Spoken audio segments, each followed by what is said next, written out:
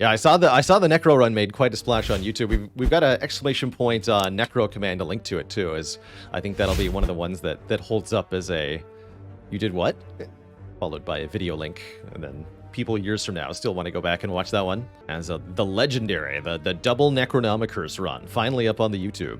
Thousands of years from now, my distant ancestors will, or decestors? What do you call it? Descendants? What's the opposite of ancestor? Feels like there should be a word for that. Progeny. Yes. Descendants. I really want it to be decestor, though. Duke of Lameness, thanks for the 99 bits.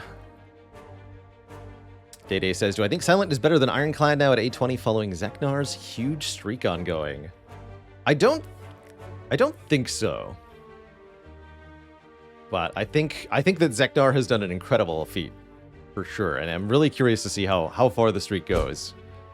W. Landsmithy says, what's the record for elites killed in one act? Specifically Act 1.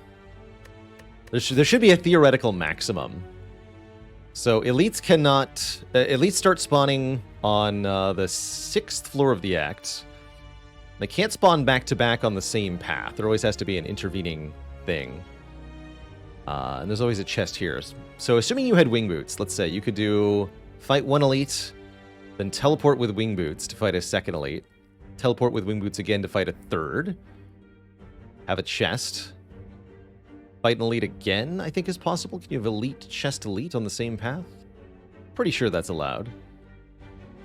And then you could teleport to fight an elite again.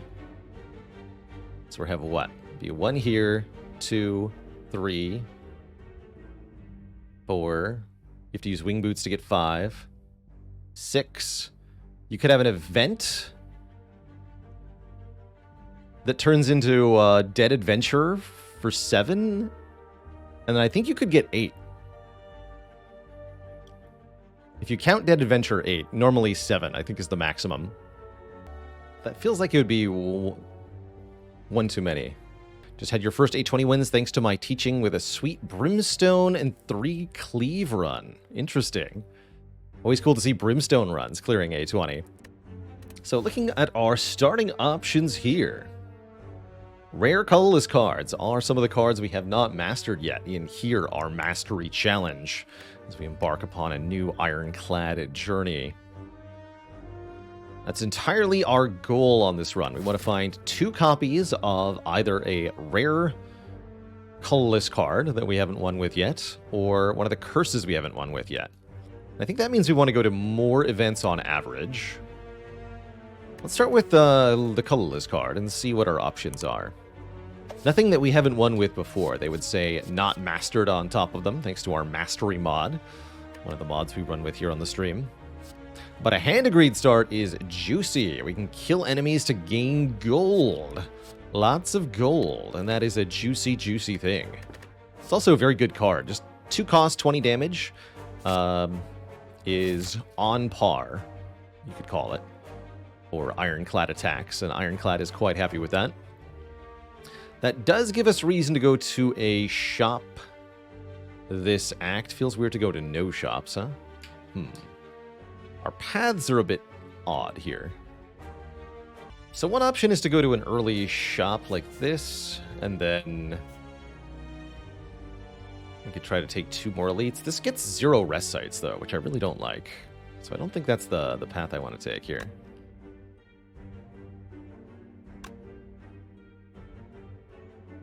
We could go 4 elites. Let's mark that in red here.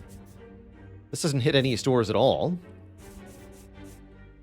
So we'd have a huge stockpile of gold in Act 2, if we could get through it. That at least also gets an early rest site. I don't see any path I'm completely in love with.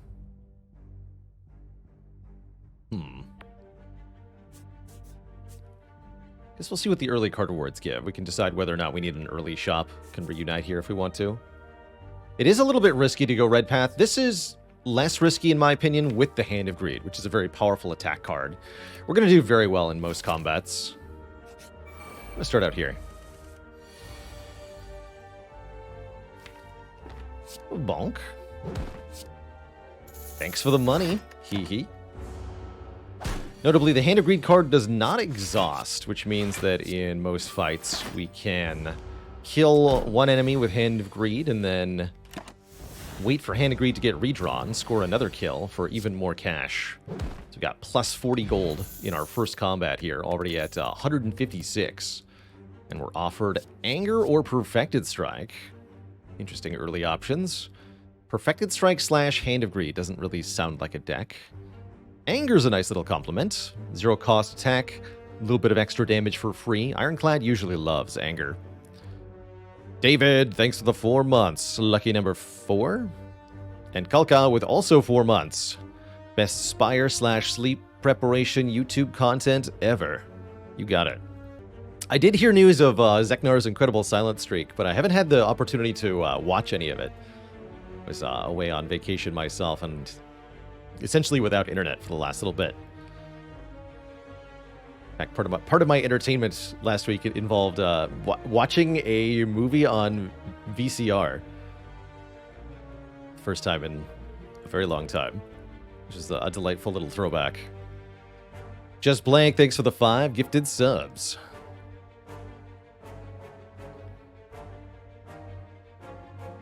Did I manage to stay out of the sun? Yeah, enough, definitely.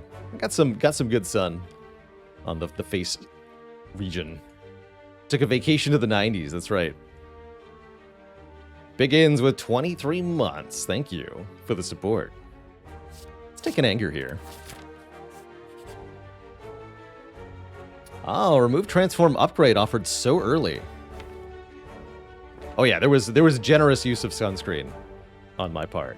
I was kind of paranoid, so I was always armored.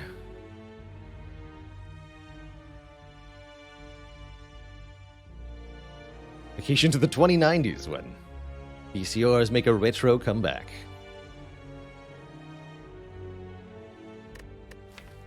Upgrading Hand of Greed this early seems very useful. Also means we're going to be able to more easily take the red path, which I like quite a lot.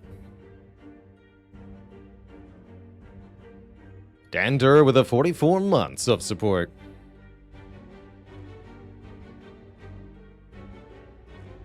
Oh no, the plan had to be enacted on run 25. Terrible. Truly terrible. Can't imagine.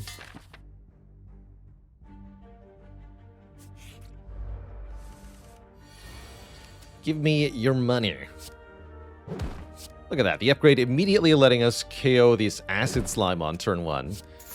And enabling us to leave this second combat with full health and 50 additional gold. That's pretty sweet.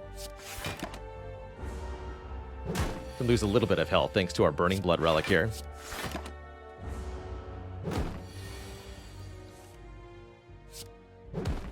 Cash money. Do I ever take Intimidate in this position? Not sure. How's it going, Shrumble? Came from the YouTube. Do I know why when killing one of the Darklings when the others are still alive activates some on-kill effects but not others? It's a bit weird. It's one of the few things in Spire that doesn't seem to be that consistent.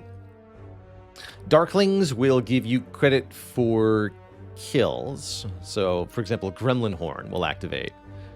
But it doesn't activate the Fatal keyword specifically for killing a non-minion enemy. Only the final Darkling, when the combat ends, will trigger the Fatal keyword. So you can't... This is ultimately to prevent you from using the Darklings to farm money with Hand of Greed, or farm health with feeds, or stack Ritual Dagger multiple times. The game doesn't communicate to this to you, really, in any way. It doesn't tell you why it doesn't work that way. It just doesn't work that way. Sama Baron and Strategize. Thank you both for the Prime sub. Alright, I think I'm going to skip all these. We could, in theory, take an Intimidate. This is not that bad of a card, actually. I like to think of it as a weak card with a good upgrade. What is Beta Art? Every card in Slay that... Whoops. I guess I'm taking a clothesline. Let's trying to click on the beta art there. Every card in Slay the Spire has a beta art, an alternate art that you can enable for it. Some of these are arts from the sort of placeholder art that was used during the game's beta period, which is where the term beta art comes from. And then others were actually supplied after the fact by the community. I think this is probably one of them, where they essentially crowdsourced crudely drawn arts that you can toggle for each of the different cards in the game. Cute little feature. Saves coming to get out of having the clothesline. Totally valid. I actually don't hate the clothesline, so I'll keep it. I'll keep the clothesline. I'll also click one time and get an Orichalcum, which actually makes the clothesline quite a bit better in retrospect. I'm pretty happy with that. Now we automatically get 6 block if we end our turn with no block.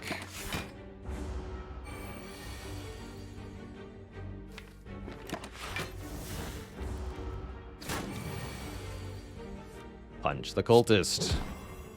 I'm willing to take 3 damage to try to get the hand of greed here. Or 2 damage, actually.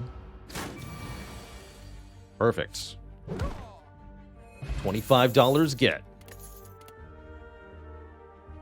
And we're offered Flex, Whirlwind, Feel No Pain. Feel No Pain showing up early. Always one of my favorite cards to get offered on the Ironclad. Turn any exhaust proc effect, any exhaust effect into a block, which is very, very useful. It's definitely a bit early for the Feel No Pain. Doesn't work that well with Orichalcum, but very strong card overall. Whirlwind, meanwhile, lets us deal damage to all enemies, which can be quite useful, particularly in multi-enemy combats. Although the Hand of Greed means we want to farm money off the multi-enemy combats just a little bit. It's true that Feel No Pain trivializes sentries for the most part. However, Orichalcum already does that, by and large, so we don't need it as a sentries answer. That said, I'm probably still going to take it, not for the sentries, but just for the later game, when I think it'll pay off pretty substantially. Uh-oh. All of our 2-cost attacks on the same turn is not what we wanted to see here. I'm going to go Hand of Greed, Feel No Pain. But it's a good thing we have Orichalcum and a Clothesline, because this well, we don't get to play the Clothesline. It's a good thing we have Orichalcum, because this Gremlinob is going to absolutely pummel us here. Yeah, I draw 4 strikes on turn 3. Ouch. Don't even get to kill with Hand of Greed here, do I? No, I don't. We'd have to draw Strike, Anger, Hand of Greed. Seems unlikely. Oh. Well. Thank you. Convenient. Alright, that wasn't too bad. We still have 56 hit points. Faux King Awesome, thank you so much for the 6 months, the half year of support. Combust. There's another way to deal area damage. That one's a bit awkward with Hand of Greed, for sure. Bloodletting is a card I can get behind, though. Bloodletting trades health for energy, allowing us to play our higher cost cards a bit more easily.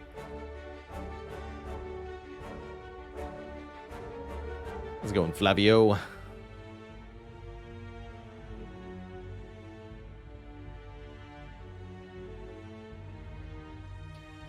Rebel Robot says, how much of an impact does a floor 1 Hand of Greed increase the overall strength of a run relative to other starting options? Very strong. It's definitely very good. It's not as good as starting with, say, Fossilized Helix or Pocket Watch, but it's definitely up there with a really good starting relic. It can really snowball a run by allowing you to just gain more resource, period. Truly, truly strong. You'll start to see, as soon as we hit the shops in Act 2, this run will take off quite a bit. I am going to pick up Bronze Scales. There could be some awkwardness there. Enemies that attack us and take damage might die, and therefore we can't hit them with Hand of Greed, but I don't think that's going to be too much of a problem overall, and I really want the extra damage for the Hexaghost fight. Given that we have Orichalcum, I'm going to upgrade this Clothesline so we can apply more turns of weakness. Upgrading either Bash or Clothesline can be kind of a difficult choice at times, but I think this is a situation for the clothesline upgrade.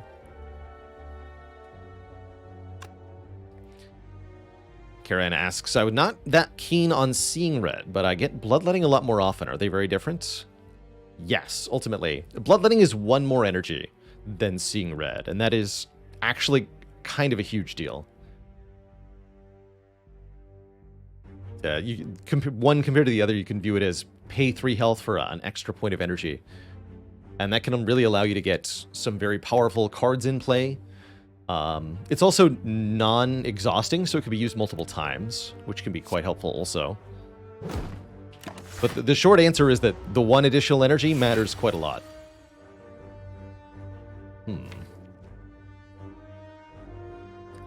Let's wait one more turn, I guess. That's true. You can also benefit from the health loss by activating either relics like Centennial Puzzle or Ironclad cards. Rupture. This is not quite the draw order we wanted.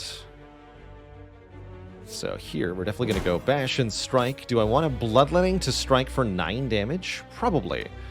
Lagavulin Fight is definitely a damage race. This is going to be worth it. Happy to use the Speed Potion during this combat. This should be a good turn to do it. Yeah, let's just do it now.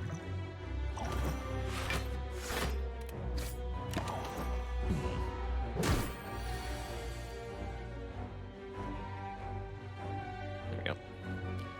And now we can just let the Orichalcum do most of the rest of the work. This is also a fight where the Bronze Scales are going to help out quite a bit. Here we go, and this is one of the big purposes of Bloodletting. Allow us to play Bash and Hand of Greed in the same turn for massive additional damage. Without being able to play them both there, we're definitely way behind on damage.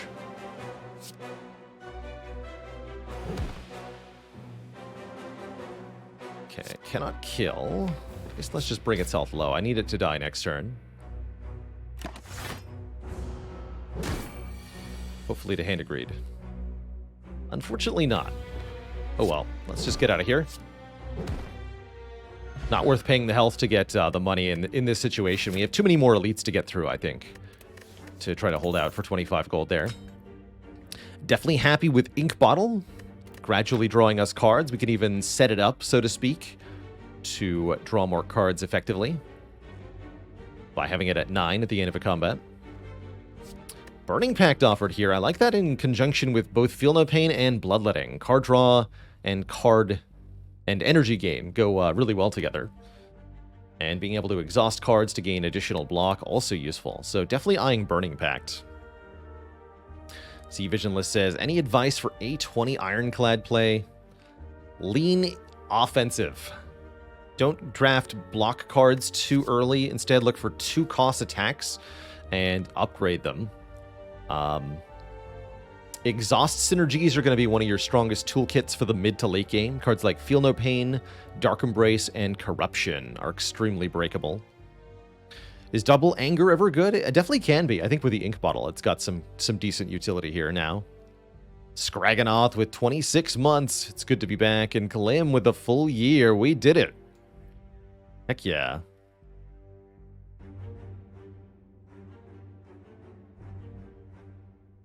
Threat level Midnight with 8 months. Hello to ya. If I didn't thank Dirty Dirk, thanks for 23 months also. Honashi with 17 in the Prime sub. Holy heck.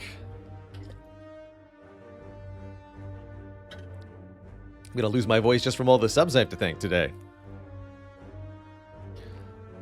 Okay, I'm taking Burning Pact. And we're gonna collect a relic. Hopefully not Tiny Chest. Lantern, that's a good one. All the more reason to set up Ink Bottle now, because we have additional energy on turn 1. Very broadly useful. Oh no. Faley says, what's the difference between the world's largest rodent and a Scottish architect who wants to exactly duplicate an alcohol-serving establishment? One's a capybara, one's a copy bar. Huh?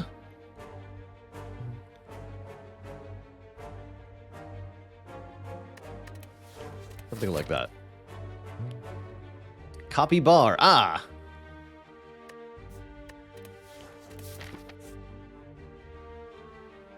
Or they could be Canadian. Copy bar, eh? Rabak, thanks for the 13 months of support. Dang, Dreamstorm, that's a lot of waffles. That's a lot of waffles. Oh, that reminds me of something, actually.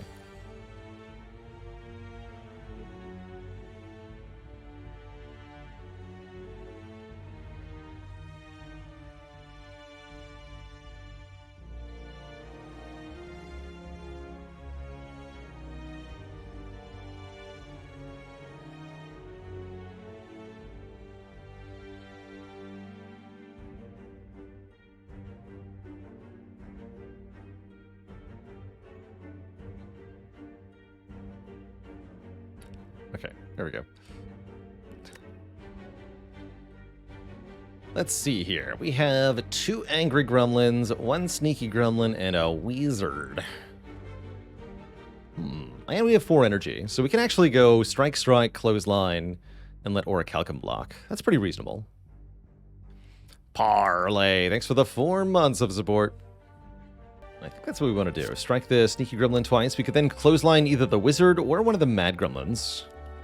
The gremlin would get angrier, but then also weakened, so I think it would go to 7 and then back down to 5 if we clothesline the angry gremlin. We'd actually like to Hand of Greed as many times as possible, ideally. So let's clothesline the wizard then.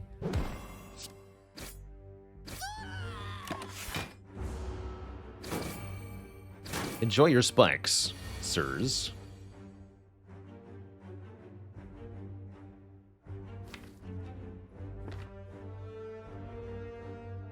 So either I'm taking a bunch of damage or I'm giving up on one of these Hand of Greeds. I think I'm going to give up on one Hand of Greed. Let's just do that. Now we can also optimally set up the ink bottle quite easily.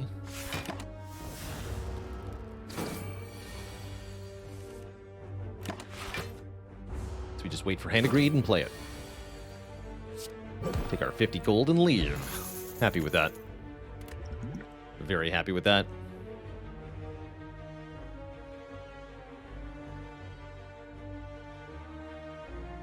How's it going, Steve Sucks? Subs link there should be able to help with subbing on mobile. Thanks to Failey for shouting that one out. How's it going, Death Racer? You know, I'd make a pun about the limbo sport, but I think that would be lowering the bar too much.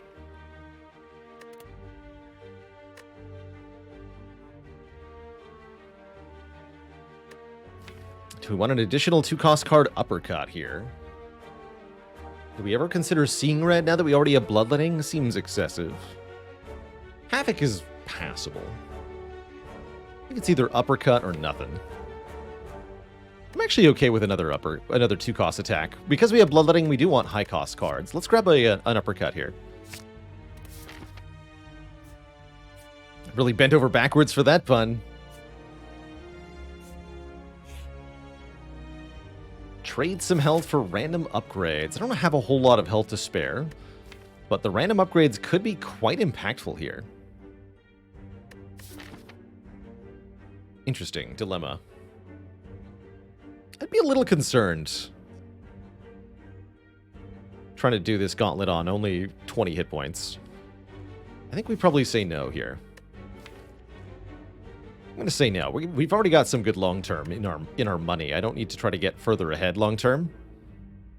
Let's leave. Take the hit points for now. Bash him. Cut him. Bonk him.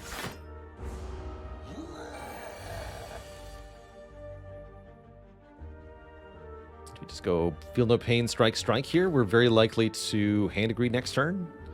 Could try to guarantee it by playing Burning Pact. And it would kill immediately if I drew it now. I like that, actually. Let's play Burning Pact then. We take 3 more damage, but we guarantee the Hand of Greed now. That's worth it. Thanks for the money. Oh, bird face turn and a fruit juice. What a find. Fruit juice will give us 5 max health, and the bird face turn will heal us 2 hit points per power we play. I think we could have gotten away with those 2 random upgrades. Do I want to shrug it off? That's a good card in general. Cyrus TD with a 37 months. This run is money. Cash money. I think Infernal Blade's also pretty good when you have a Feel No Pain. Although I feel like I have enough attacks at the moment. Let's grab 1 shrug.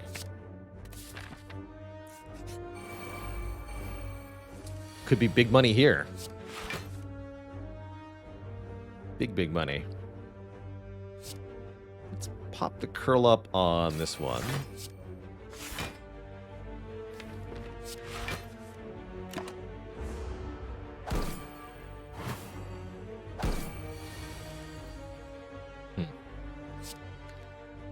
Figured we'd have to kill one of them.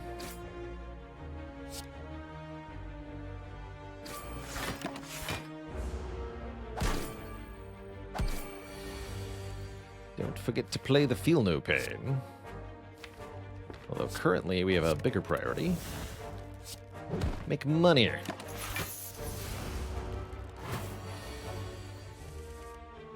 Perfect.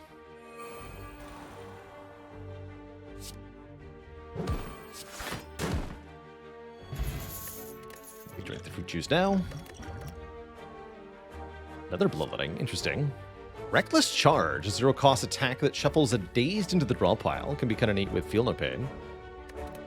Or Headbutt, allowing us to put a card on top. I actually really like Headbutt with Hand of Greed, as it's going to make it a lot easier for us to successfully land the kill with it. So I think that's probably a very good choice here. Okay, let's just wait a bit more. The Lagavulin rematch shouldn't be too bad. Now that we have the uppercut, I think we can keep our debuffs a bit more present on this foe. Looks like a good time to play Clothesline and Anger. Yeah, we should play Clothesline. This Lagavulin also has a lot less health than the last one did. Punch you.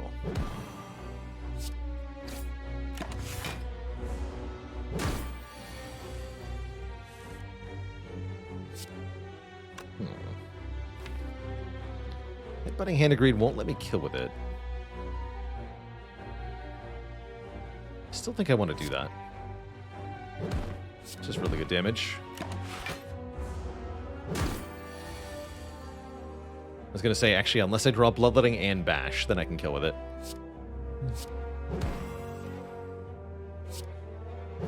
So that'll do it. Cool. Mawbank is not great timing, unfortunately. I was kind of hoping to spend this money soon, but at least we can gain 12 gold per floor until we do go to a shop. We're offered a Demon Form, which is a very interesting way to scale here. Demon Form gives us strength each and every turn, which can be quite powerful. Let's go in First Dane. Big money. This is the money stream right here. Could set us up for a Snecko Deco. It's also a slight incentive to take it because we have Birdface turn. And because we have ways to get more than 3 energy in a turn. It's a bit more playable. Solves Champ. Solves Hexaghost too, although I don't think we necessarily need help for Hexaghost. It will help in Hexaghost. I like it. Grab a Demon Form. We've gotten a lot of cards added in Act 1, and I'm totally okay with it. I can drink the Blood Potion, pick up the Block Potion. However, since we're right in front of Hexaghost, we actually don't necessarily want to have more hit points. Fun fact, Hexaghost is the only enemy in the game that does this. On turn 2, this enemy will attack us for an amount that's based on our current health. So-called divider formula there in chat, exclamation point Hexa. So I think I'm going to discard the Speed Potion, carry Block Potion, Blood Potion into Act 2, and try to beat Hexaghost without using either of these potions. Definitely have some good upgrades here. I could see Demon Form upgrade for 1 more strength per turn. I could see Bloodletting upgrade for 1 more energy. I could see Uppercut upgrade for 1 more weaken Vuln. They're all pretty good.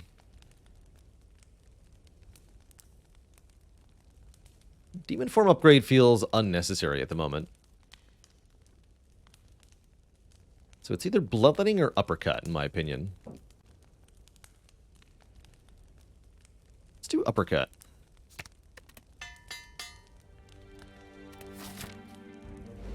Hello, you stinky ghost. Can do both Uppercut and Clothesline, I like it, or Uppercut Hand of Greed, but let's get 5 turns a week on this boss. That plus the Orichalcum is a really good way to block this enemy. Oh yeah, I didn't talk about it when we saw the Demon Form, but Orichalcum also makes Demon Form a lot more reasonable, because you can spend your whole turn playing the Demon Form, and the Orichalcum provides some block. Guess we'll Uppercut again.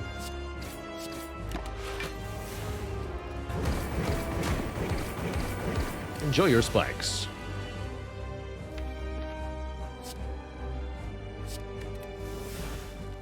Letting to play the Demon Form. Definitely want to play the Demon Form.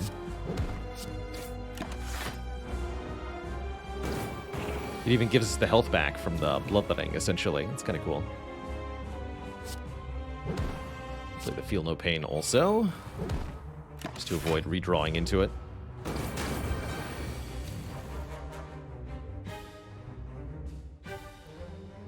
Let's go in Balthamos. Thanks for 33 months.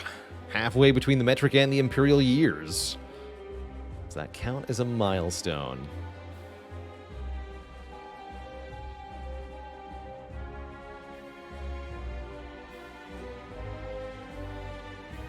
How's it going, City 1990? Came here from the great YouTube vids. Well, how do you do?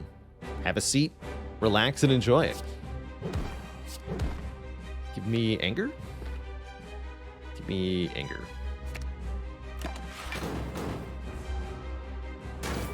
Losing a little bit of health in this fight, but that's no biggie.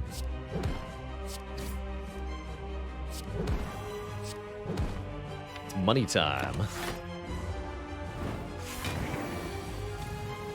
Give me the money. GG. Oh yeah, we have $700. And we're offered Immolate, Exhume, and Feed. Interesting. Not a lot for Exhume to target. Feed competes with Hand of Greed, but is very strong. Or Immolate. I do like Feed in general. Feed's a really good way to win a run, that's for sure. By scaling our max HP.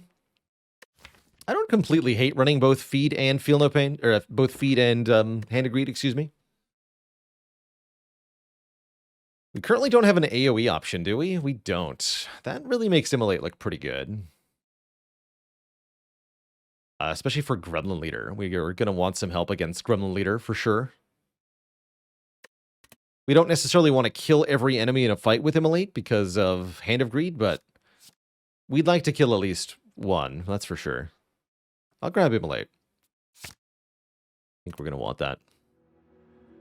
Is it Snecko time? It's not. It's Slaver's Collar, Empty Cage, or Calling Bell time. Empty Cage would remove 2 cards outright, slim down the deck, make it easier for us to draw the stuff we have. I like Empty Cage, especially when you've got extra card draw or cards that generate energy directly. Nice. That's a fun problem. I'm blind. So I can't help but notice that while I was away, my neighbors got solar panels installed on their rooftop. And I have a really good view through my window. Maybe a little too good. Get some sun. Yeah, so the issue being that they have a somewhat reflective surface and it's providing an angle of light that wasn't there before.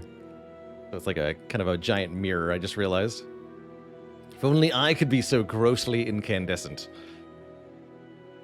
Really lights up my day.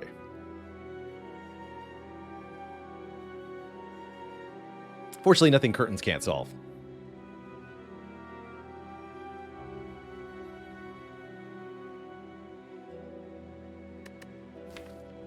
I'm also overall pleased to see people getting more solar stuff, so good. That said, what do I want here? Slaver's Collar seems pretty nice. We've got lots of cards that cost quite a bit, so having more energy, even if it's only more energy during some fights, it's going to be very broadly useful. They might not like it if I put curtains on their panels. It's curtains for you, neighbor.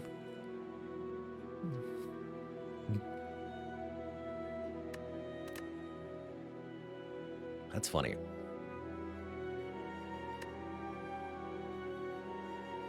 Could also take more relics with the Calling Bell. I think this is going to be a Slaver's Collar, though. Definitely going to be wanting to hit 2 or more shops in Act 2. That way we can get a couple removes. I want that collar. Alright, here's going to be our first shop. No question in my mind that we go there. Looks like we're able to get 2 elites if we also want to get a second shop, and we do, I assure you. Oh, that doesn't connect there. That's disappointing. That's a scam. Why are they like that? Hello? It's rude. In that case, I can go to this shop if I want to. We get more events that way. Sure, sure. It's fine by me. So, this path looks reasonable. This path looks pretty good. Wing boots would sure help. The old fake path trick gets them every time. Every time. The old bronze scales on the bird trick also gets him every time. Easy.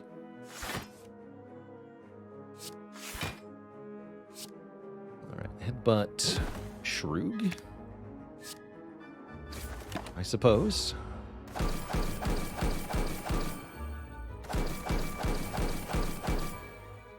Oh. These birds will perish to my spikes. Not necessarily something I want.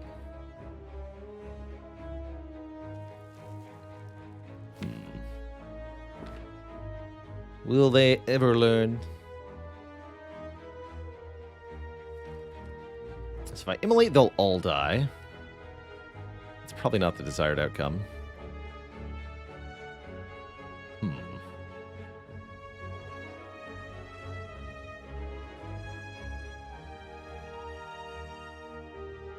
Clothesline blocks for 6, defend blocks for 5.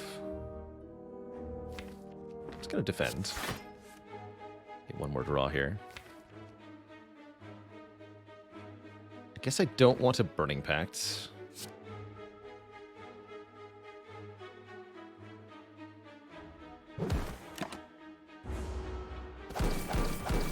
Might have been a good spot for the block potion.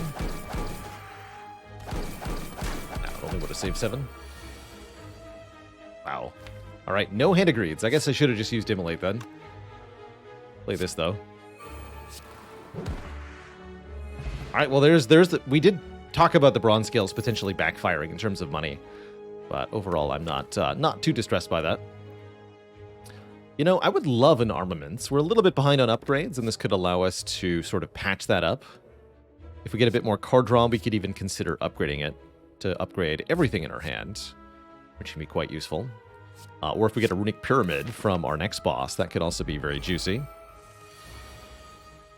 And yes, here in Act 2, I think having health is definitely more important than having money, especially when we already have $800.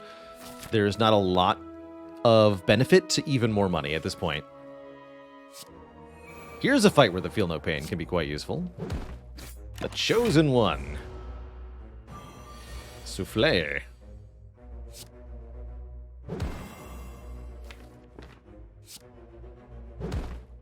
Headbutt Hand of Greed. Get killed, friend. We can heal up to full. It's only 5 hit points, though, to get Strength Potion. Battle Trance is here, and Pummel is here. Pummel's quite good with strength gain and with exhaust synergies. I think I'd rather take the Battle Trance. That's a nice card with armaments in particular. Can be anti-synergistic with other sources of card draw, but almost always I think the first Battle Trance is really good. And Strength Potion's probably a good idea. Let's drink the blood. Delicious blood. Preferring events over combats here as we're still looking for curses and such. Found one. Receive the Curse Decay. No, you can just see it right over the top of my head here. Decay is not mastered. This is one of the curses we have not yet gotten 2 copies of, and therefore I say we take Decay willingly, and then maybe we can duplicate it or just find another one somehow and win the run. I am not mastered. That's right. Decay. You lash out and smash the statue in front of you, breaking the magical hold the room has placed upon you.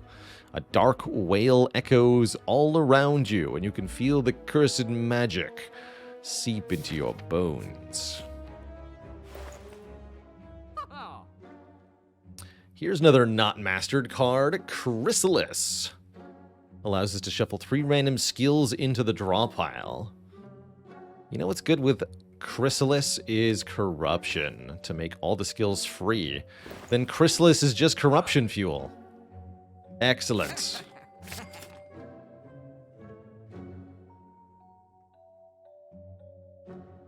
And we should remove a strike.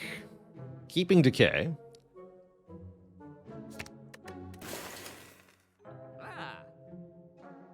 Do I ever buy Unceasing Top? Probably not because of Decay. There's some interesting stuff you can do with Unceasing Top and Corruption. But we can always just get a Dark Embrace. That's easier. Happy Flower looks pretty good. Energy every 3 turns. We're definitely going to get more money with Hand of Greed, so I don't need to worry about spending all my cash here. Disarm also pretty good, too. Yeah, let's grab Disarm. Don't think I want the Abacus. But that'll do. That'll certainly do. So we got 1 relic, several cards, 3 added cards, 1 card remove, and some interesting synergies here. Didn't even talk about the corruption, of course, healing us 2 hit points with Birdface turn, but that 2 is a reason to have acquired it here.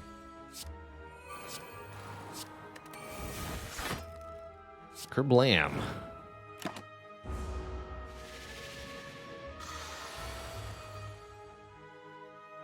I'm going to play the Clothesline over the Demon Form here. Weaken this neck.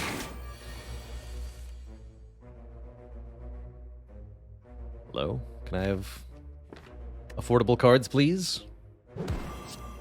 Anyone? Hello? Almost thought I bought Snecko Eye for a second there. That'd be nice if you could just buy Snecko Eye. Wouldn't that be grand?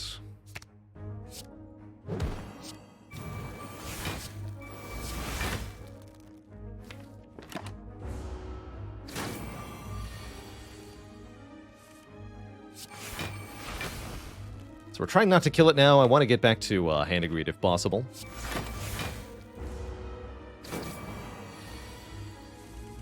There we go. Since we do have another shop coming up. Upgraded Bloodletting, 3 energy.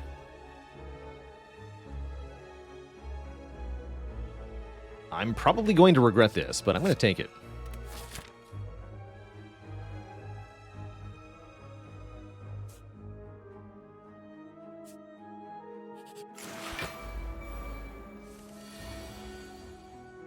Ouch. Well, I found a use for the block potion, I suppose.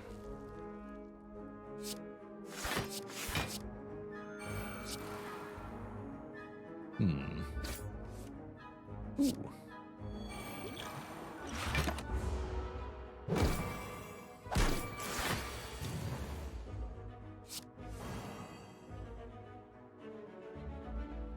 Should probably just corruption disarm, huh?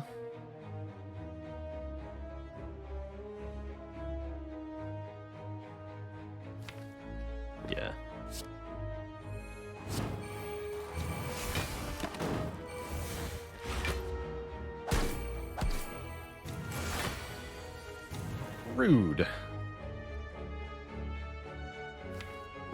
My headbutt. We can headbutt Battle Trance. Give me lots of cards, please.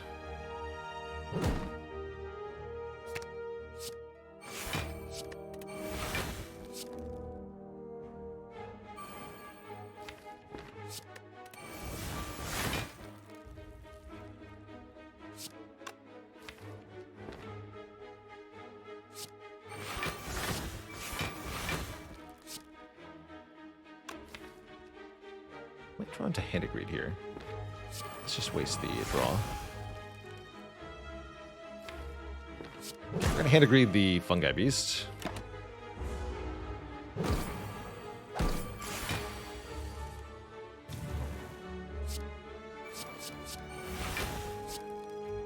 Makes us vulnerable. But that's not all bad.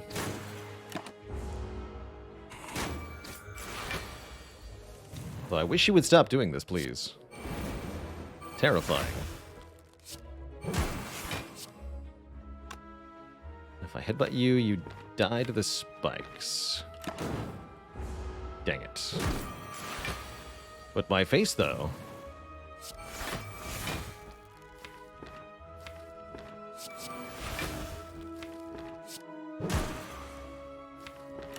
Alright, you get one more turn. Heart is definitely the #1 killer of yours truly, that's for sure. I've lost more runs to Heart than any other individual enemy. Definitely.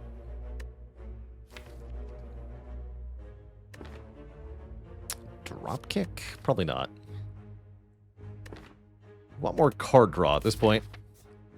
By and large.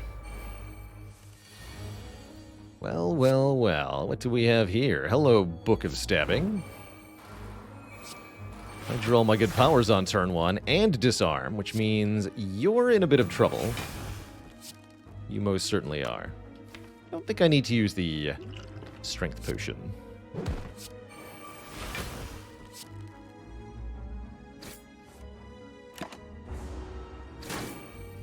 So I hope I didn't.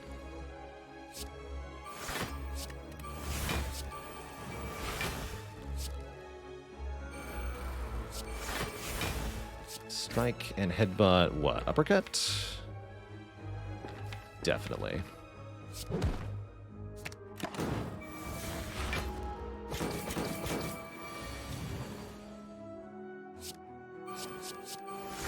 Spot weakness is very good, as the Book of Stabbing never takes a turn off.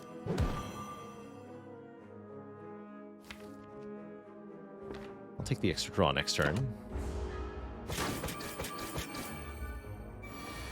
This is going well. Easy peasy.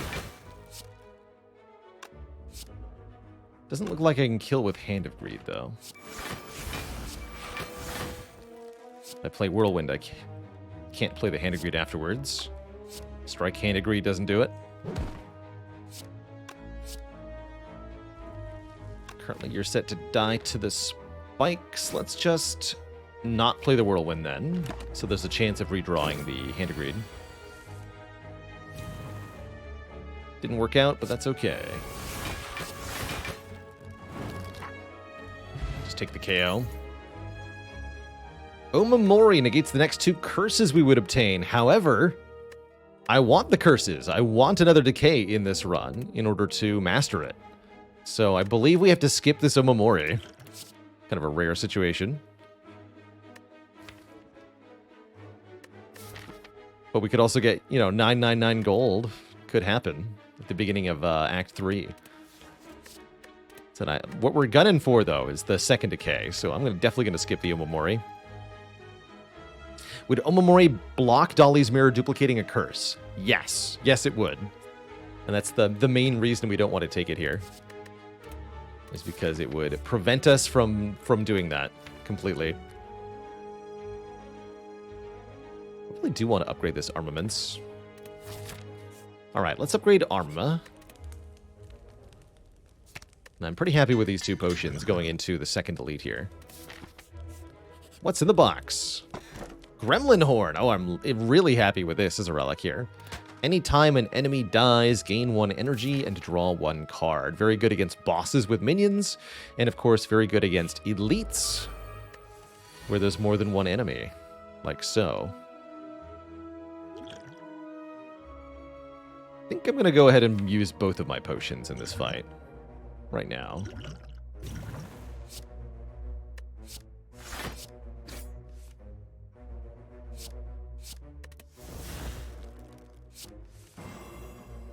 There we are. So we can do Bash Hand Agreed to kill. Might as well be Arma Bash Hand Agreed. Might as well be. Although, if I Bash Hand Agreed, we have 2 energy left. Because of Gremlin Horn. So I can full block, or I can play Chrysalis. I think I'd rather full block. Alright. Lose that nerd.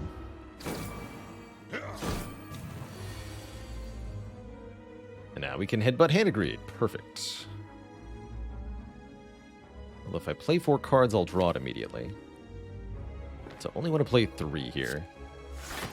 Defend, defend, headbutt.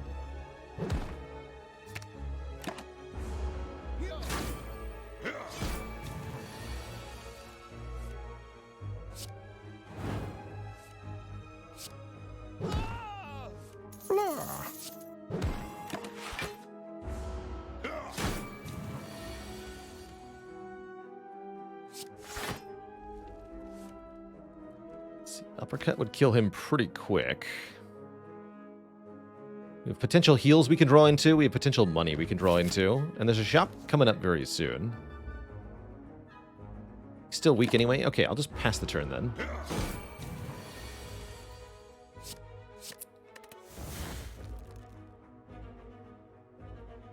Disarm should save more health than Demon Form. No, I'll play Demon Form.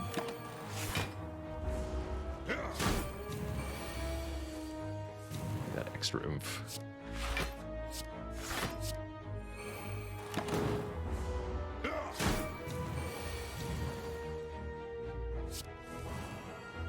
I'll wait a little bit more. It's only 1 more damage. Sure. There we go. The payoff. Get our 25 bucks, and of course a Toxic Egg, which means all skills added to the deck will be upgraded. Chrysalis Plus, anyone? Double Tap Plus. Actually, Double Tap Plus seems kind of hype. Ghostly Armor's not bad either. My gamer tag is alive. Thanks for 21 months of support. How's it going, Andes Bana? It's good to be back. I'll take a double tap. Dupe the next 2 attacks played. It's definitely got some good utility to it. Shame! That's a curse, but not the curse we want. How about I just pay you for a relic? Sounds good to me. Kunai. We play 3 attacks in 1 turn. We get some dexterity. And the Augmenter is also here. Could have transformed that curse into a different curse. Can transform 2 cards, or we can get turn 1 strength if we want, or a Jax Plus card. I think I'd take transform 2 here. Any skills we get will get upgraded because of Toxic Egg.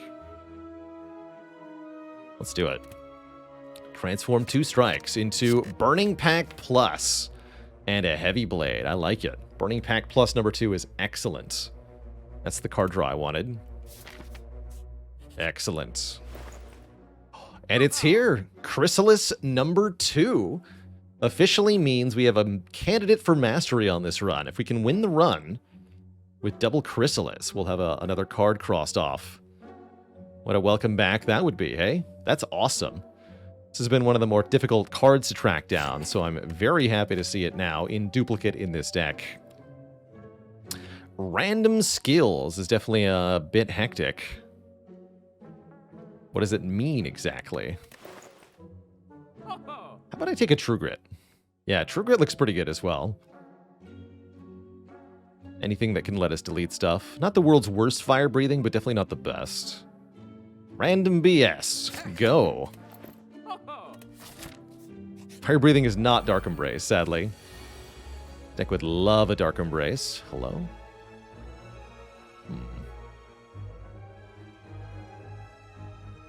How much damage does Uppercut Immolate? 13 plus 31? That's still not enough to kill you. Bummer. In that case, Uppercut you, and I guess play Chrysalis.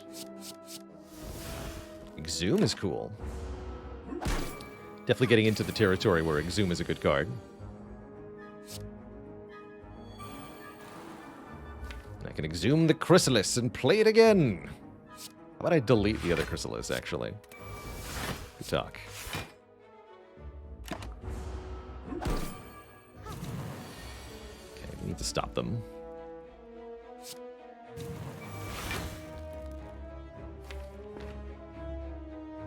So that's another strength buff.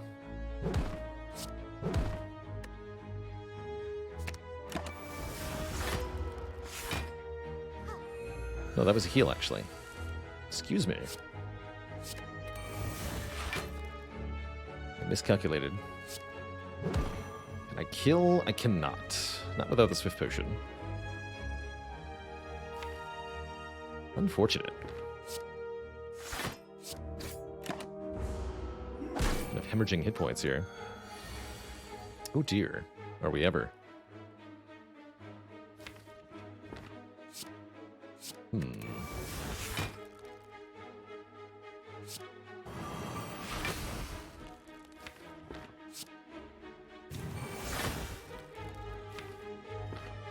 I'll play this.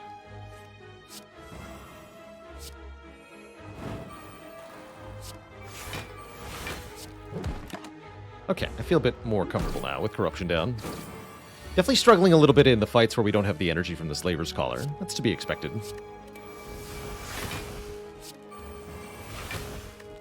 Here we go.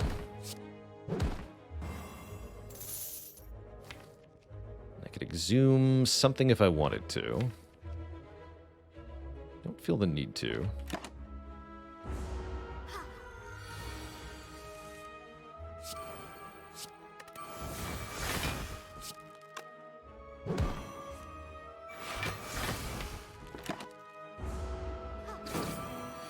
Triple boop with the boop, boop, boop. Thanks for 33 months of support. May your quarantine be bearable with some Spire entertainment. Hollywood with 39 months of support. The triple baker's dozen. You got it. There's a Dark Embrace. That's the card we've been waiting for. That's the one. Whenever a card is exhausted, we draw one card. Now these Chrysalises that add a whole bunch of free skills with Corruption is going to turn into a card-drawing, mayhem-causing engine. And now we're truly finally at the point where this early Feel No Pain is really paying off. Deck kind of wins almost no matter what it contains. So our goal from here is ideally to get another copy of Decay. I'm going to upgrade Feel No Pain. We're okay with 35 health? Yeah, against Bronze Automaton, we sure are. Could also have considered upgrading Dark Embrace to be a bit cheaper. Ooh. Oh, hello.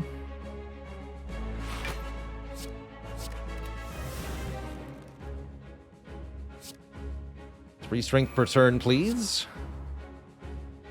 And random nonsense go. Double dual wield. Interesting. Very interesting. Not even playing that anger yet.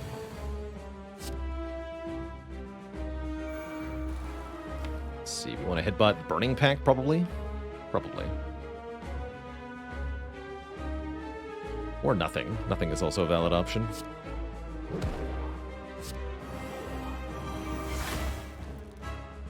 Should block at least a little bit. Ouch. Okay, having that taken is actually kind of good. There's Corruption. Corruption, you need to be in play. Oh, but Dark Embrace, oh, this is why you upgrade the Dark Embrace, I guess.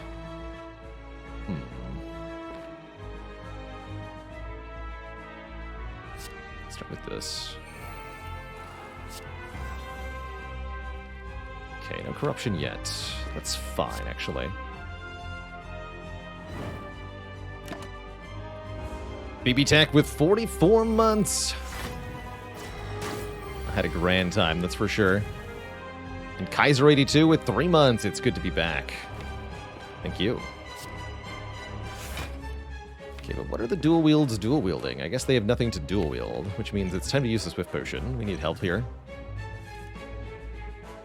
It's not helping me either.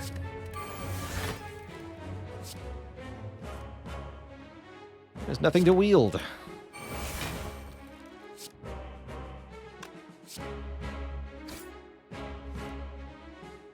Actually, maybe I was wrong about that. Could dual wield Immolate? That seems excessive too. Uppercut, that's a good one. Make one uppercut, just one.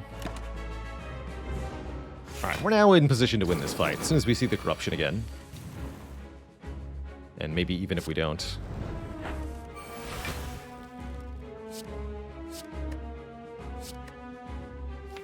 Let's get rid of... this, I guess. Omabi with the Prime sub, thanks for 9 months. And Galaros also with the Prime sub, thank you.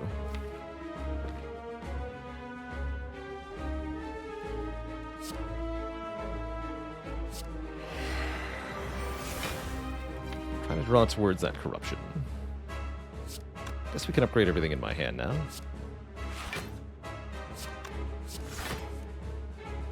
There's corruption. Okay, let's delete Battle Trance because we're past the point of needing that now.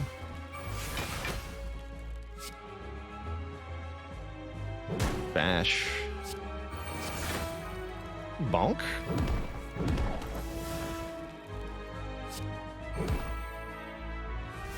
Bonk.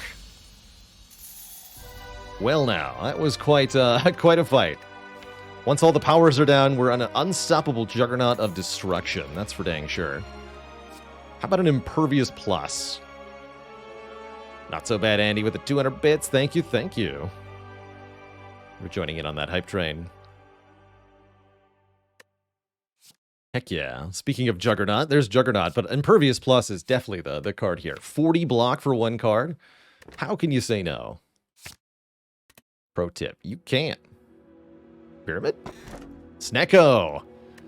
Oh, we can be a 4 energy Snecko Deco with Corruption Dark Embrace nonsense. That sounds awesome. That sounds really awesome. 2 additional cards each turn, but we are confused. Very, very reasonable. I think very, very strong at large. Could also consider Black Star for more relics off elites, although we won't get that many relics off of it. That's right, rewarded for not upgrading Dark Embrace or Corruption. Fishrez said, do you ever get upgraded rares from a boss reward without eggs? No, in fact, you never get upgraded rares without eggs, period. Normal cards in Slay the Spire have a chance to be upgraded in Act 2 and Act 3 when you see them in card rewards, but rare cards are exempt from this. They can never be randomly upgraded. So no, you'll never see an upgraded card after a boss unless you have the appropriate egg. Look at that eyeball. So beautiful. So powerful. Alright, shops are definitely where it's at. We're looking for Dolly's Mirror, which can allow us to duplicate any card in the deck. I see we can find 3 of them here. Could also hypothetically get a second decay from an event, so we might as well visit as many events as possible also. Yes, that counts even for regular card rewards. So, for example, you defeat an elite in Act 2, it decides to drop a feed for you. There's no chance that feed could be upgraded randomly. It's not possible. We do have enough gold for the mirror. It only costs up to 173 as a shop relic. So we definitely just want to dip into as many shops as possible and make sure we keep our money above that threshold. Is Decay the curse from Wheel Gremlin? Yes, but it's a bit of a long shot, right? It's a 1 in 6 to get the curse, and you have to find the event in the first place, of course.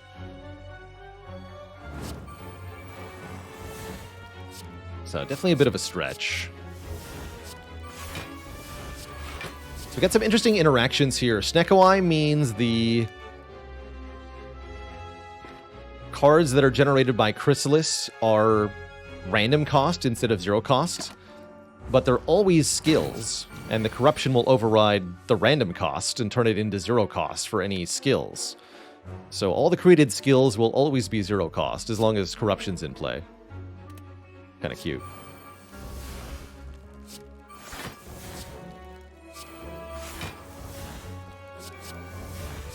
Double heavy blade.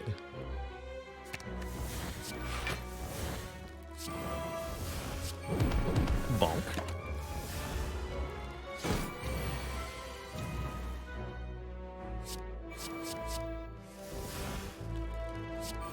Sure, I'll play.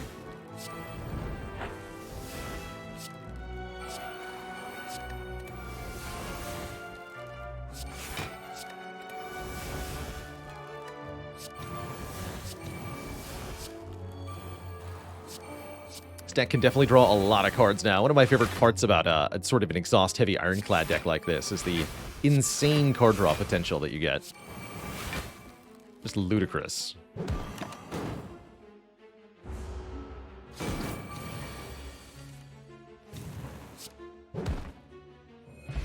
Beautiful. Rage Plus. Body Slam. Those are both kind of whatevs.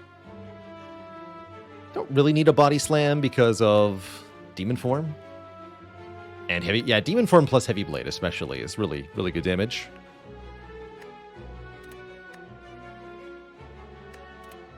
Skip it. All right, first shop contains. Got it in one. Dolly's Mirror.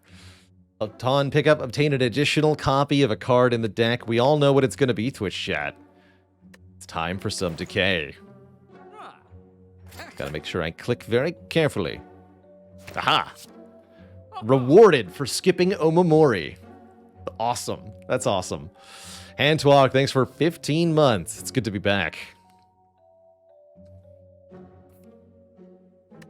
Alright, well that means we don't need to go to any more shops if we don't want to. We could do 2 elites instead, for example. Certainly this first shop is kind of questionable now.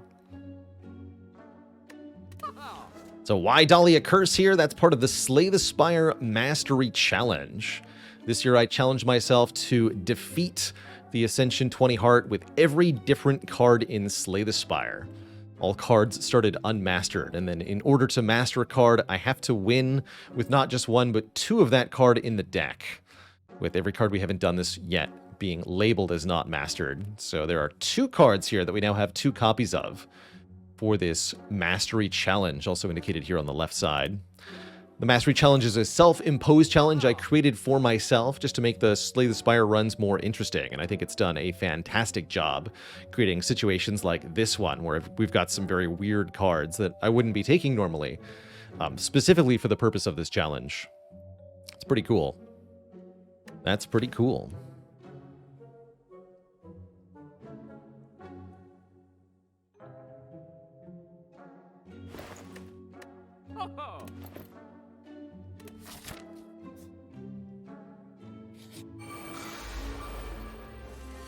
Onwards and upwards we go, I suppose. That's right, if we win this one, we'll be down to 10 cards left in the challenge. Pretty absurd.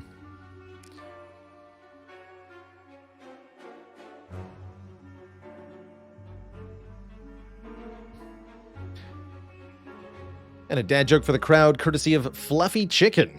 You know, Fluffy Chicken, I would love to make a pun based on your username. However, I don't want to expose our crowd to foul language.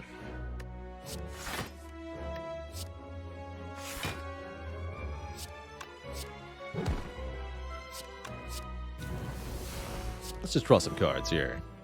Don't feel that pain.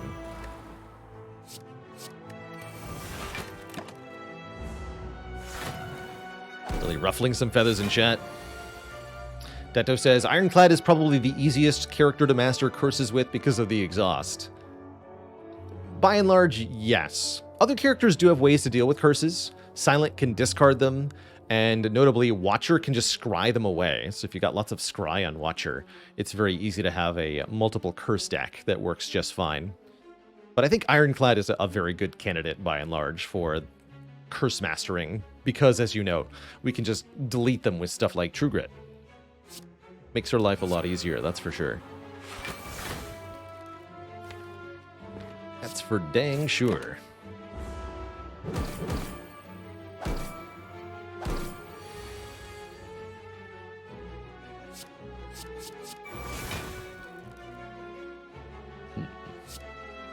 You must die.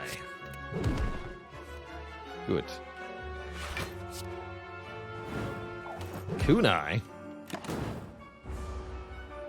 Incredible.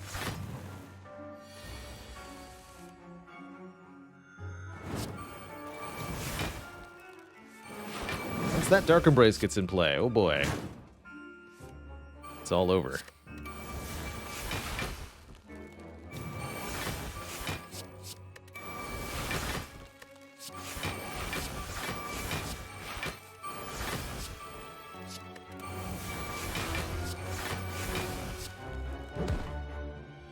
Cash money. No such thing as too many shrug-it-offs when you've got corruption.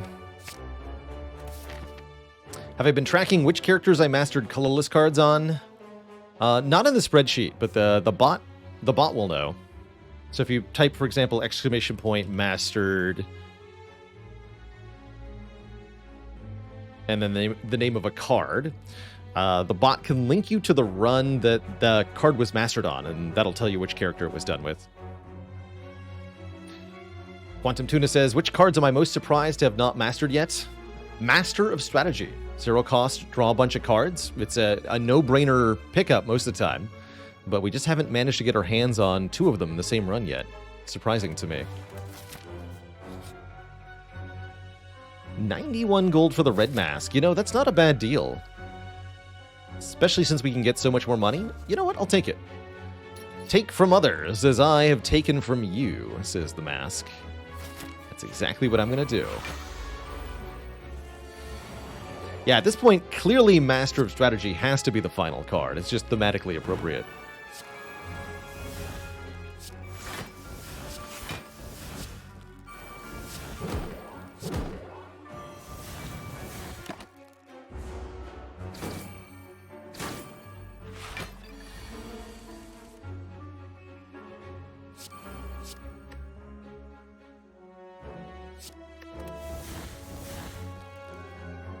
Interesting.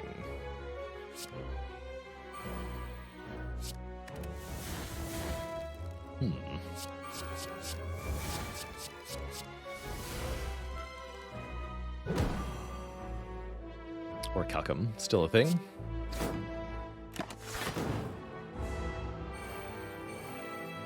Haven't used that in a while.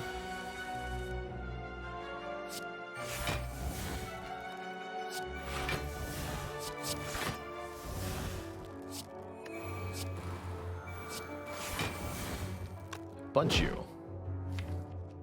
And I can exhume Burning Pact. Let's do that.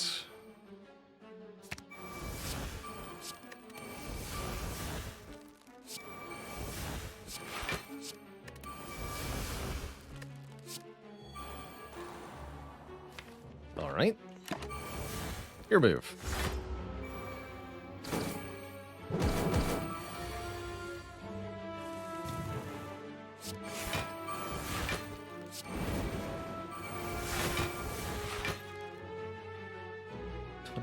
Twice.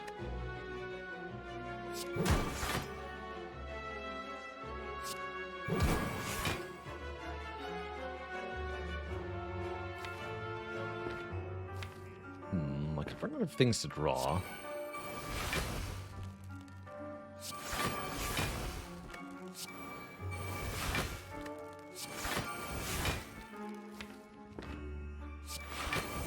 I have no block. Here we go. Do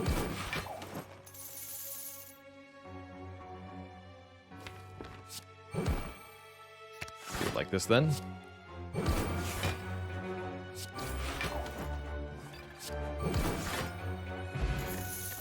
2 out of 3 ain't bad, as they say. Spot Weakness is a skill that can get us some more strength. Kind of mixed feelings on that at the moment. I think I'll skip that one.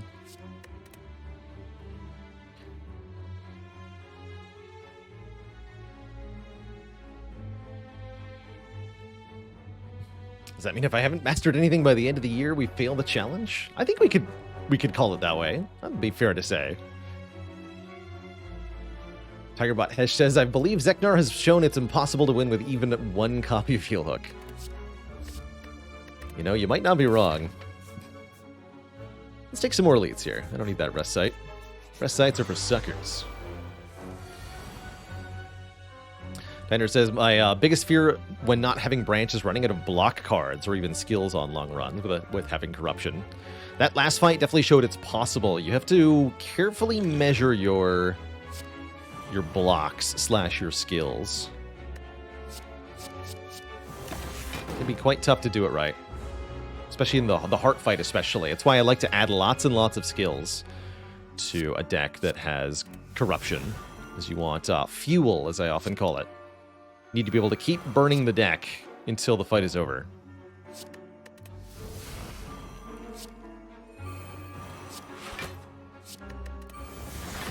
Ideally, you also want to have comparatively few attack cards in your deck. That way, if you do run out of skills or blocks, you're down to just a small subset of very good cards.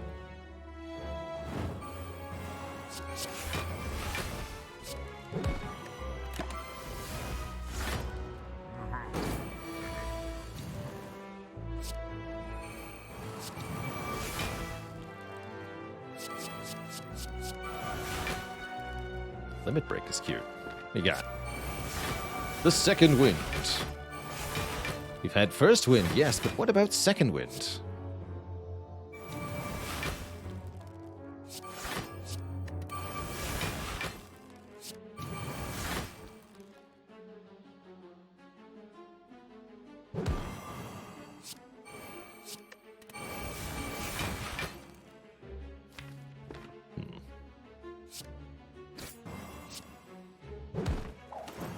Stop there. And part of making sure you don't run out of block cards is stopping your turn once you've blocked enough. It might be tempting to keep playing all your cards so that you can keep drawing and playing more attacks. But if it means running out of block options for future turns, it might not be worth it.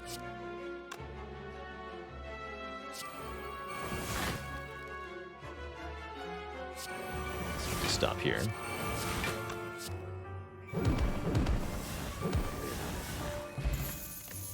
Perfect.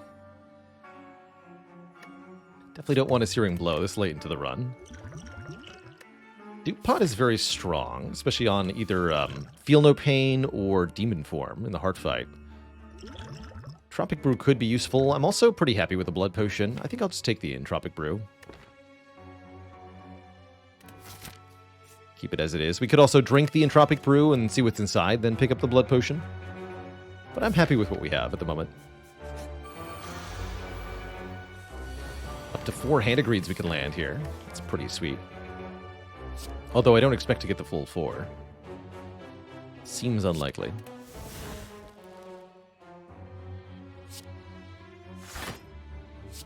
In fact, let's just do this. What's 2 cost now? I see. Very well then.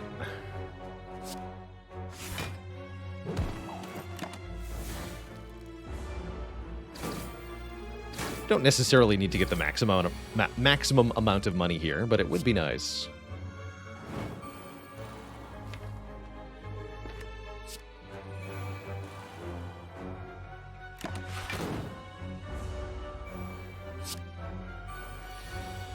Yes, give me Dazed.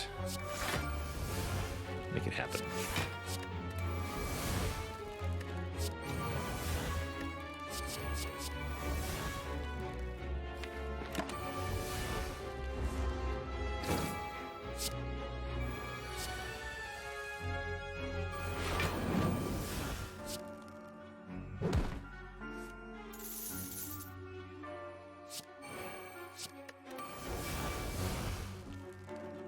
There's Headbutt, but I can't play it. Problematic.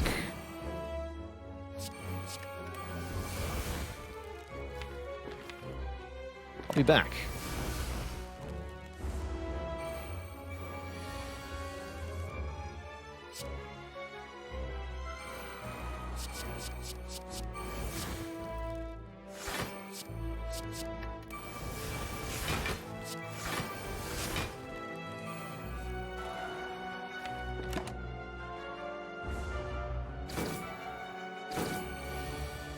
Adratains, thanks for the Prime sub. Welcome to the Cozy Sub Club. How's it going, Jankoviak? Good to see ya. And just now, Laugh Laugh. Thanks for the $5 tip. Laugh Laugh says, because of the seeding system, is it possible to predict random factors based on the actions taken by previous enemies? Sort of. I don't know that there's a way to interpret future events based on what the enemies do, but there are ways to gain information about future events based on certain random outcomes. In Spire, we call this correlated randomness. Slay the Spire's seed system uses something like 11 or 13 or somewhere around there in the ballpark, different types of RNG number. So there are a whole bunch of different RNG values that are constantly being advanced, I guess would be the term. That link there, Forgotten Arbiter, made a really good blog post about correlated randomness in Slay the Spire and the sort of deductions that you can make from them. There are a few things like being able to deduce the possibilities in your first question mark room based on which combat you meet. Whether it's Jawworm, Cultist, or well, specifically whether or not your first combat is Cultist can tell you something. Has anyone tried to fix correlated randomness? Yes, I believe somebody made a mod to remove correlated randomness from Slay the Spire. I don't think I've ever used it, but I'm pretty sure somebody made it. It sounds like a thing. I would like to draw a hand agreed, if possible.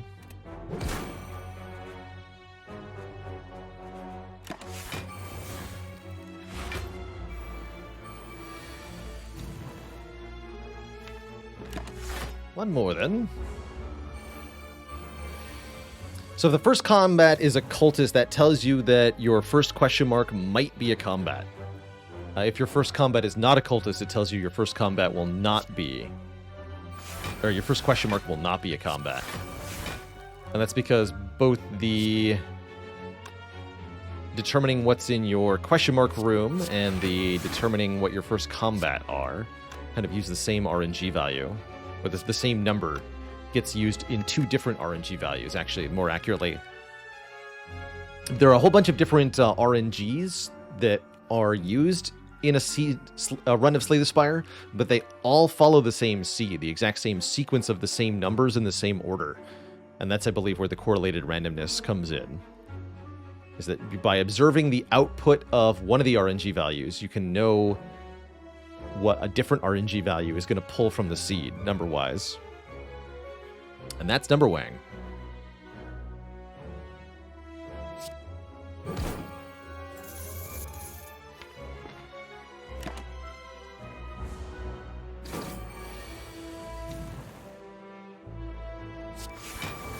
Wonder if the devs realized they were making a bottomless well of gameplay experience. I don't know if they knew quite what they were creating. But they definitely set out to create this sort of on purpose. I'm going to take another Dark Embrace. One is good, two is better, in my opinion. Reptomancer will be no issue. We get a card draw and an energy for each of these daggers that perish. That should make them sort of easy to kill. Only sort of, though. Definitely makes Immolate useful. Immolate, hello? That's not what I like to see. 9 plus 14 is only 23. That's enough to kill, actually.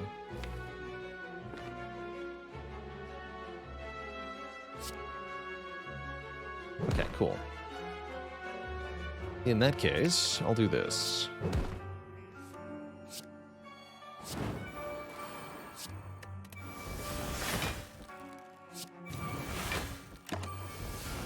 That's pretty good. Daggers stick around for 2 turns. The first turn, they attack you for 9 damage and add a wound. On the second turn, they deal 25 damage and self-KO.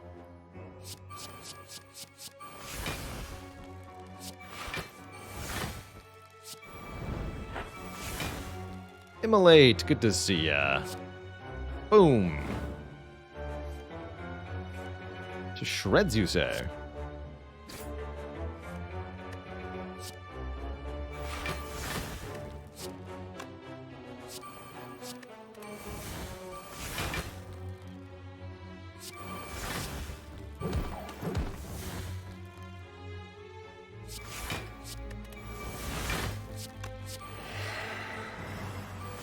There's Dark Embrace.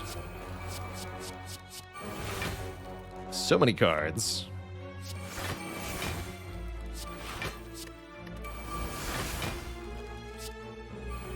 Not sure how I ended up with 10 energy, but I like it.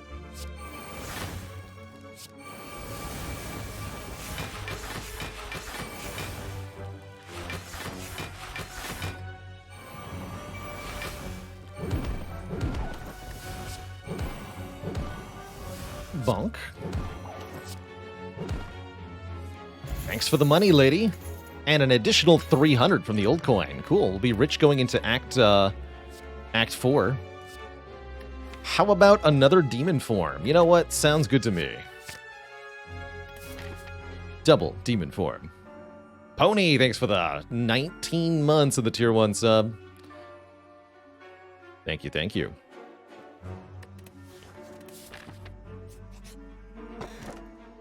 Pantograph doesn't do anything if you're at full health. Also, we need the Sapphire Key. So, we will be skipping the Pantograph.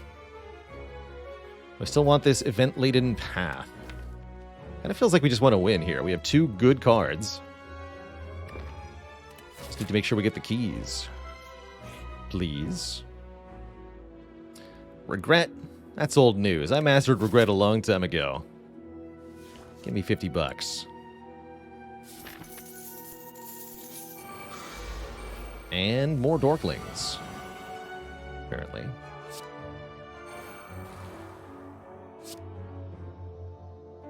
How dare they?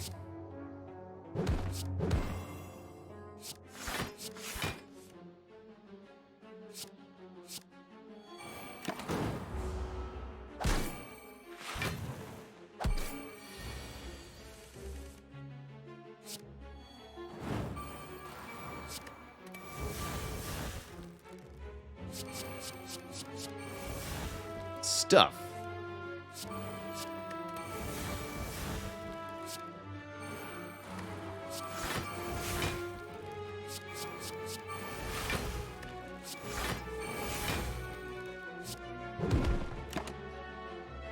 I'll be back.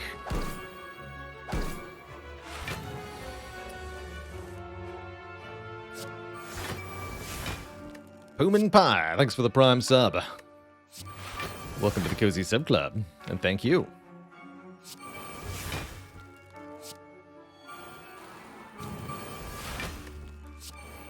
Oops.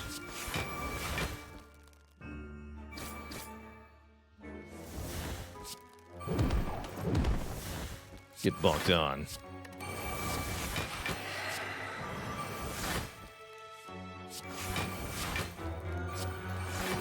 There we go. There we go. Just play your whole deck twice, gain 100 block, and kill all the enemies. Easy peasy.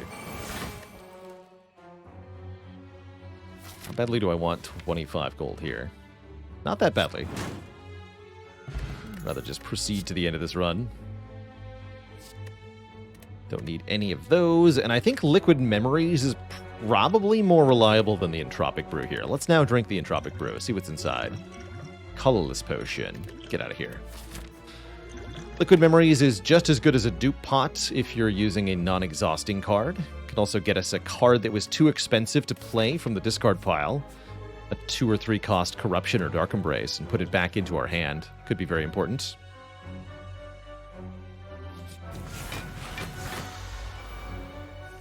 Barricade good here or pointless? I think Barricade would be good here. It'd be nice to be able to play the whole deck in one turn and then be able to keep all of the block so that we could focus then on just doing damage with the remaining turns. I think that would be quite good.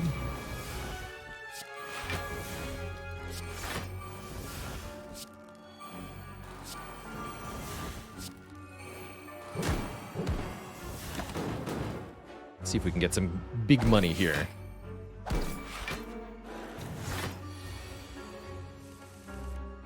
Big money.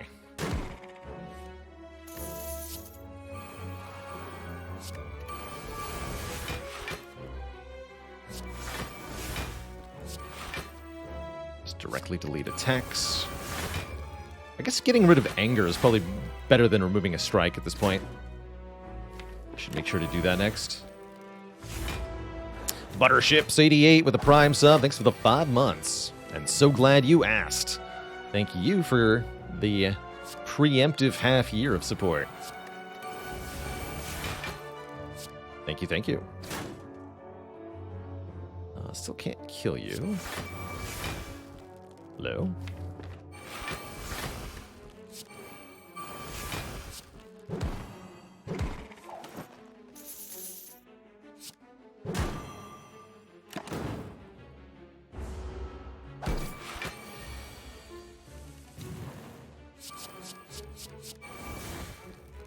Random limit breaks are pretty sweet.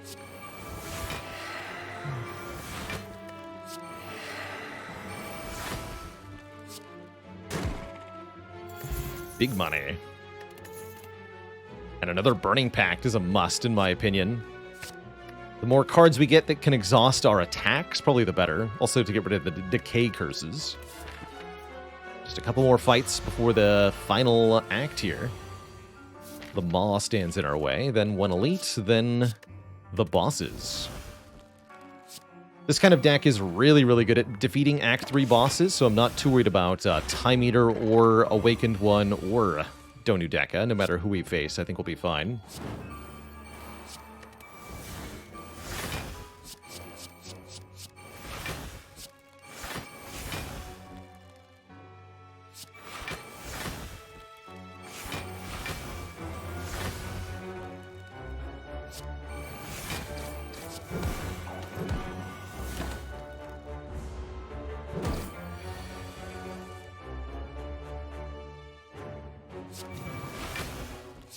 Punch. Enjoy being weak forever. Why isn't Time Eater a problem? In part because we have 2 demon forms. We're just going to be able to output so much more per turn than Time Eater could possibly hope to deal with. Even though we are able to play many more than 12 cards per turn. As long as we play exactly 12, we're gonna stop Time Eater pretty easily. Didn't forget to convert their Prime sub into a Tier 1. Thank you for that.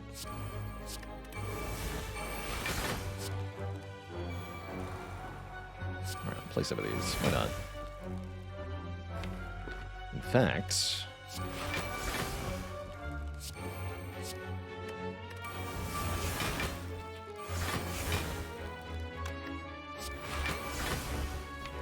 Come on. Please. There we go. Just wanted to play Demon Form, man.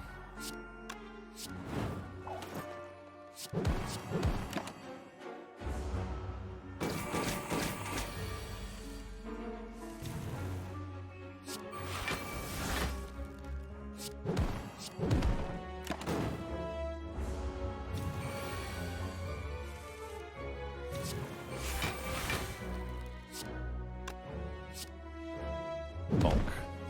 Bonk. There we go. One more shrug for the road. Would this deck take a body slam? I think a body slam would have some use in terms of damage, but I think it would be ultimately unnecessary. We really don't want more non-exhausting attacks in the deck for the most part. So, probably not.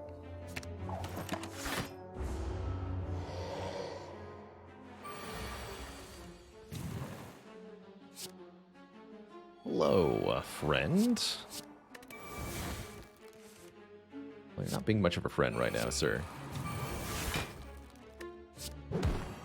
Sir.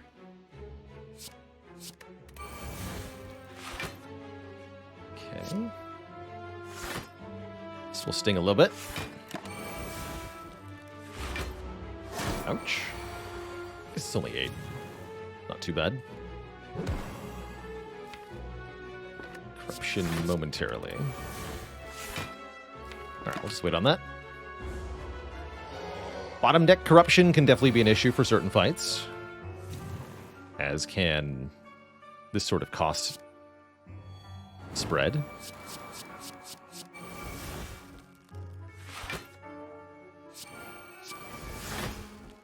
There we go. Both demon forms in play. It's going to be hard for us to lose to anything.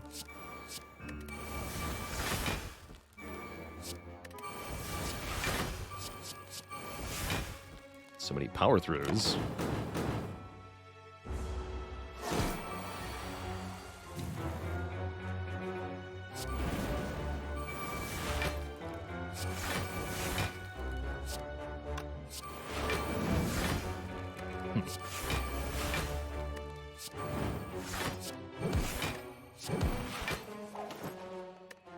Alright, we can just die.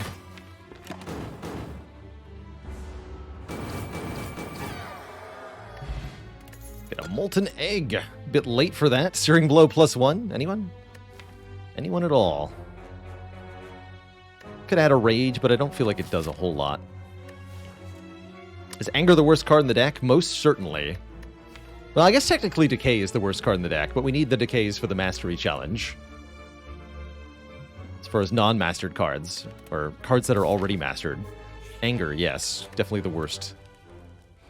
We don't like the fact that it creates another copy of itself. Have I ever done a Searing Blow build? Oh, have I ever? It's one of my favorite cards in this game. We've done many different Ascension 20 heart wins with Searing Blow. It's a really cool card when it works. But we've done many. Do I Burning Pact here? I think I'm just going to play the Demon form.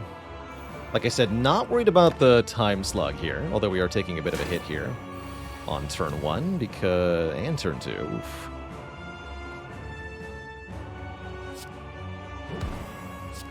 Ouch, my face. Once our powers are in play, we're quite safe overall.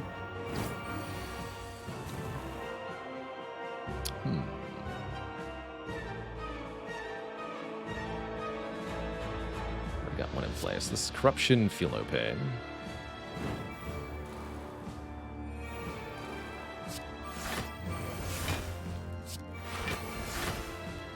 Good. We want to make sure we play all 12 cards so that we can start the Time Eater's timer anew here. Every 12 cards we played, this boss automatically forces our turn to end, which is very rude.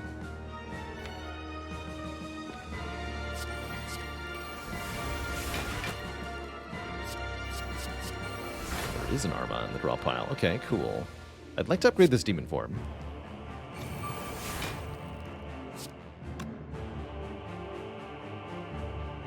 That would be great.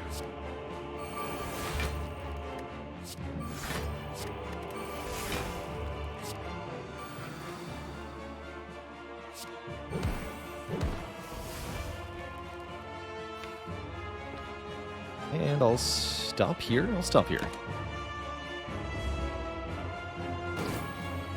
Could have played 4 more cards. Didn't feel the need to there.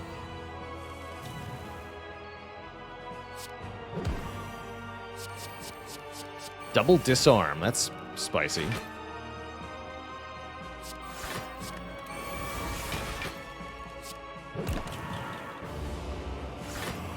Brought Time Eater below half, preventing their attack here. Let's play another Dark Embrace. Turn after dropping below half, Time Eater will remove all their debuffs, so we kind of get a reset of sorts.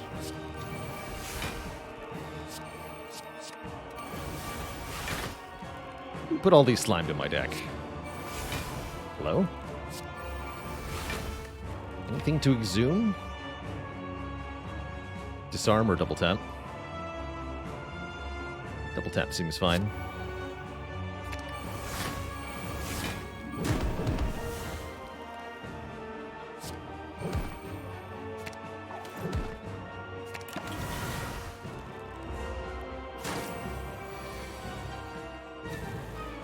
Kerblam.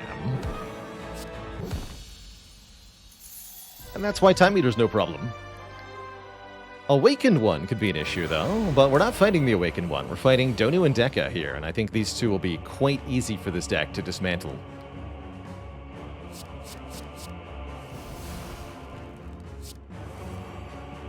Especially with turn 1 Demon Form.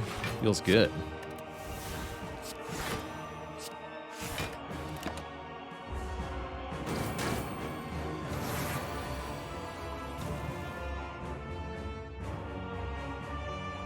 Time Eater will still gain strength for every 12 cards played, Romanoff. In that previous fight, we sort of reset the Time Eater's strength by playing Disarm repeatedly. But they were still gaining it normally. Do I dare Havoc? I do dare. Goodbye, Strike.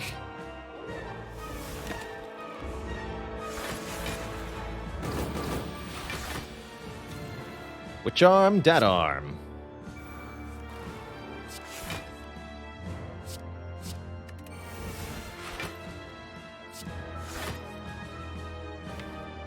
That's fine. That could add some free days into our deck during this fight, which is just helpful.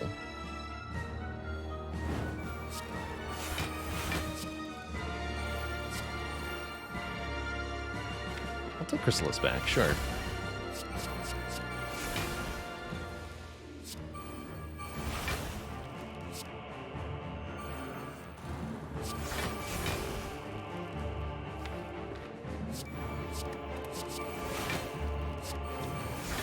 Twice as many hands.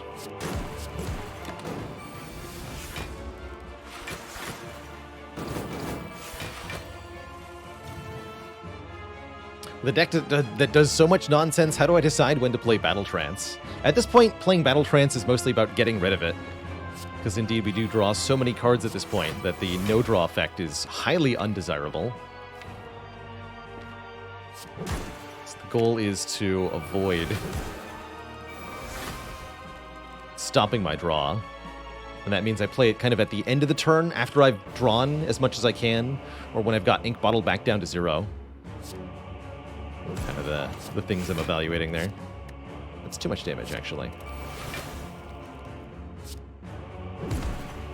Too much, I tell you.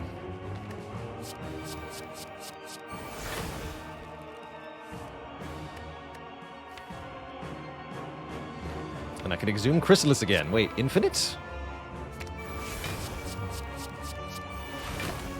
Kind of amazing.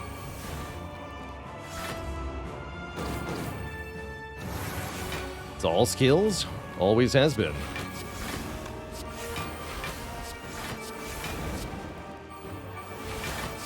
So sometimes I just want to delete these battle trances.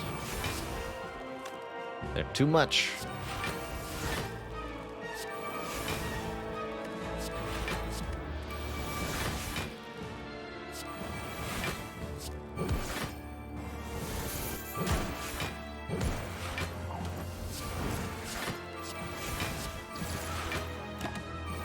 Perfect.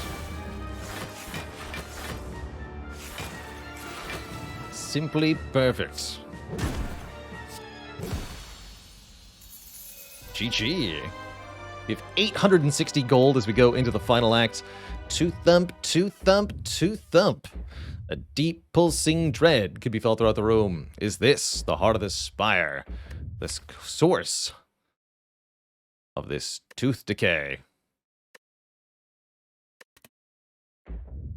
You ready your toothbrush and scrub the heart clean. Feeling 2153. Have I been here before?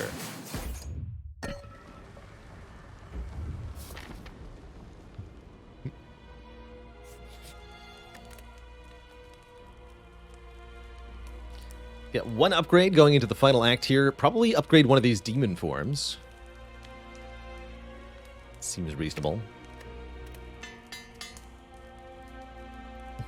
The damage dealt to the heart in that previous screen IL core is equal to your score at 2153. That's your score at the end of Act 3. Although if you beat the heart, your score will continue to go up from there. For a full breakdown, the wiki has a good breakdown on how score in Slay the Spire is. Oh, we have a different score command now. Neat. Score wiki is the old command. Okay, there you go. Sweet. Are there any cards I would consider to be noob traps? Prepared. Prepared on Silent is a really good example of a noob trap. Card that might look good on its surface, but if you fail to realize that it decreases your cards in hand, it's actually costing you a card when you play it, because you're discarding the card that you play, the prepared, in addition to the card that one card from the prepared. Demon form and other slow 3-cost cards in general can be noob traps. But I think in general, some of the biggest noob traps in Spire are 0-cost cards. They seem like they're free on the surface, but they're not actually necessarily. There's no way to get double violence from here, is there? We don't have Courier.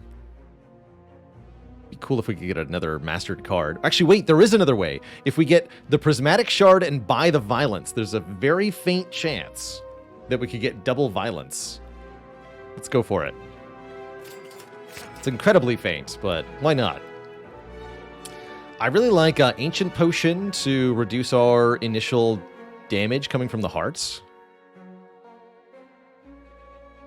Definitely want to ditch Anger. Anger is here. So you're saying there's a chance. And Matt Newts, thanks for the 1,000 bits. Let's go dupe pot, Ancient Pot. I like that. Do we take a third Dark Embrace? I say yay. Why not? There's no downside. And might as well take the Ornithopter for a little bit of healing. Could consider Pummel or one of the other attacks. In practice, I doubt we need it. Just gonna keep the deck skill and power based as much as possible. So our first foe is these two jerks. Spire Spear and Spire Shield. How will we fare? Do I want a Chrysalis? I don't think so. Not without Corruption down. Next turn could definitely sting. Go Immolate Strike. Draw one more. Okay. Could do Bloodletting Chrysalis. I'm not sure I want to. Don't think I want to play this Chrysalis. It adds 5 cards into the draw pile that, as mentioned, will not actually be 0 cost. So next turn could be tough, depending on the draw here.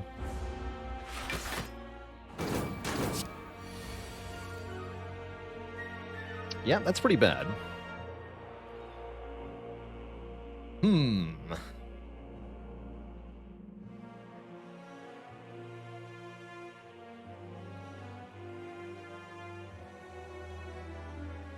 What to do? But my face, though.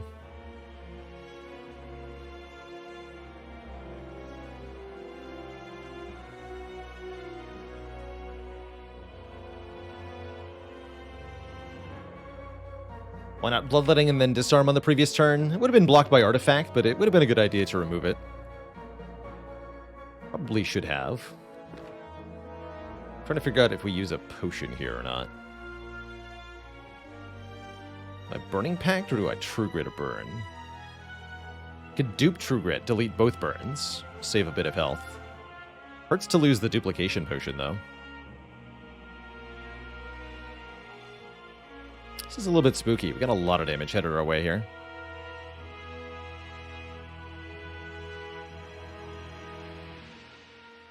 I'm also kind of down for just Shrug armaments. I guess True Grit is better than Shrug.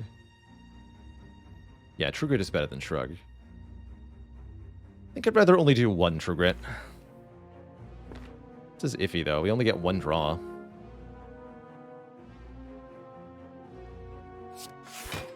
Missed the Feel No Pain, too. Ooh, that helps, maybe. Draws one more card, at least. And I can play this Dark Embrace. At the very minimum.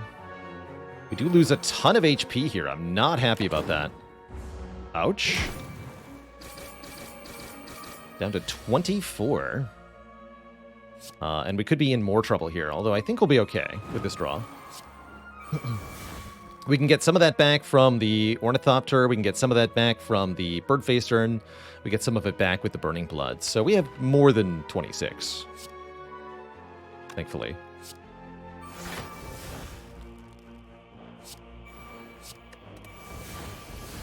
I'm going to try to avoid playing the Bloodlettings, if possible.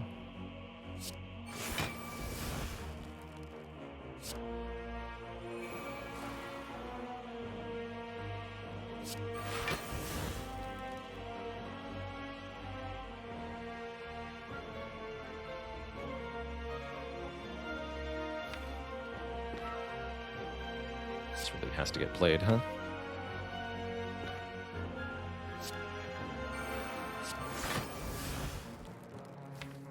Choose violence.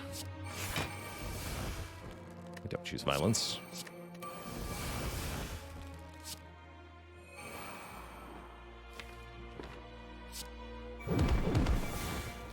That's right, I have double tap in play.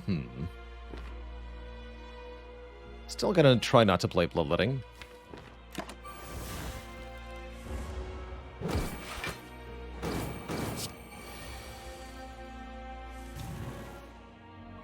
Here goes.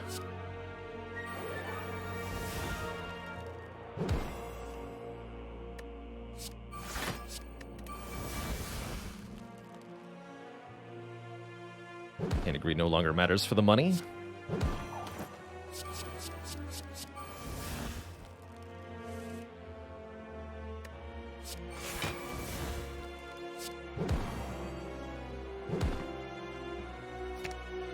But if I can, I might as well, right?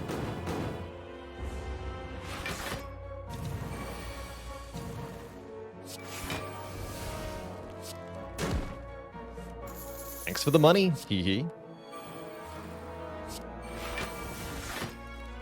Is there anything I can exhume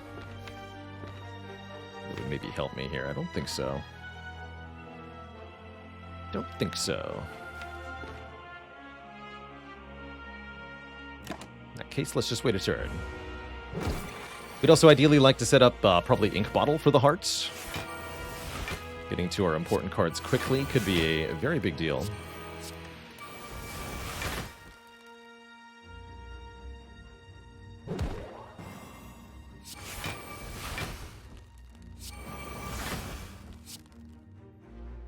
That looks pretty good.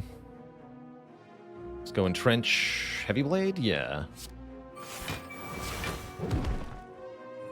Okay, so we have 42 hit points. Of course, we got another Ancient Potion, too. That's cute. Transmutation. We did get a rare colorless card. I'll take a second wind. Not our focus. Okay, so 42 health plus 5 health from Ancient Potion plus 5 health from Duplication Potion. That's pretty good. That ought to be enough to beat Hearts, although we're not guaranteed here, notably.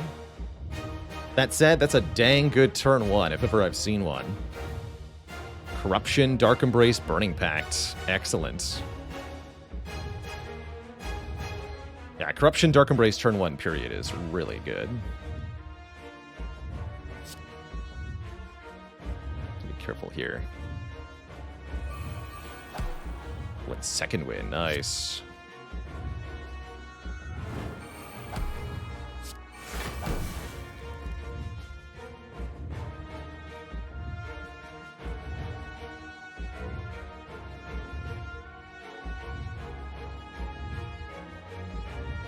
Not sure if I'm duping this demon form yet. Should have played violence first, clearly.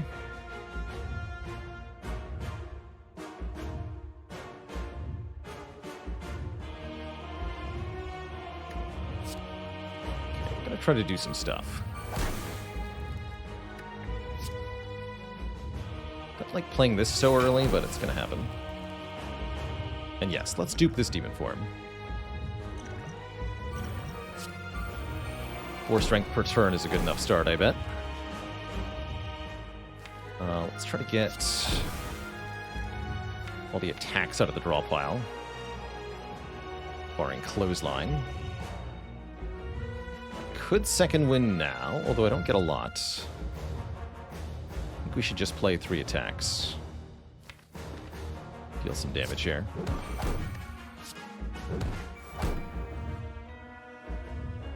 So we have corruption in play. Let's save double temp for later. Just headbutt uppercut. So we can keep the heart weak. Could use bloodletting to do another kunai.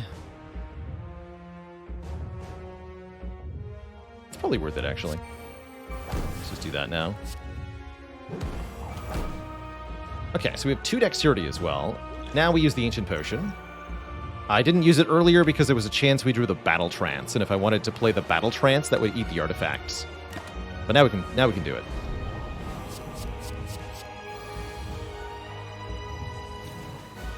And a 0-cost Feel No Pain also. Excellent.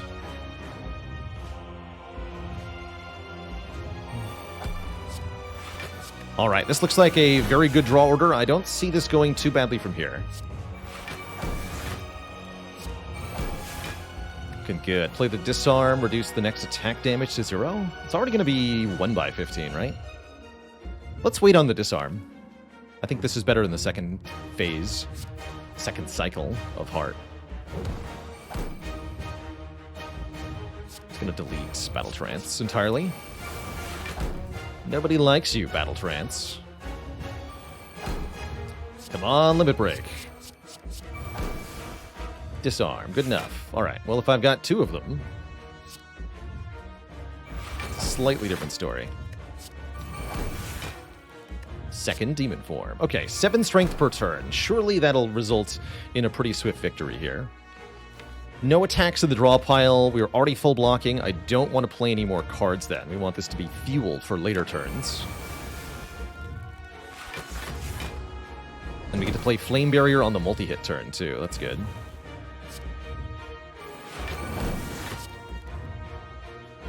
This is not the world's worst second wind, quite frankly. Kind of garbage cards in my hand right now. That's alright. Just let it all be. Deal back some Thorns damage here. Keep gaining strength per turn.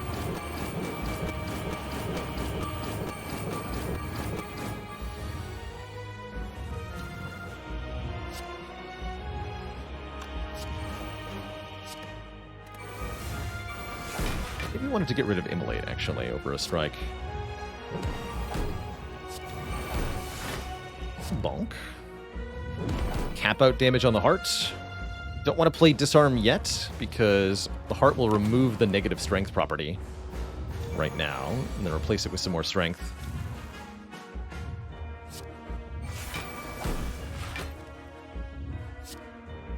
As well as Artifact that will block the next Disarm, but we can remove that, thankfully. Now we want to disarm it. If possible.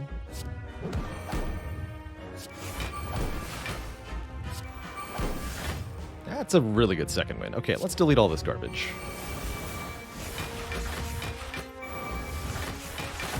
There's Disarm.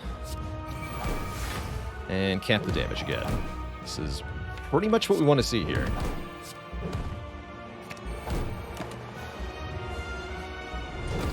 We have 32 strength now, so Heavy Blade does 165 damage. You know, like you do.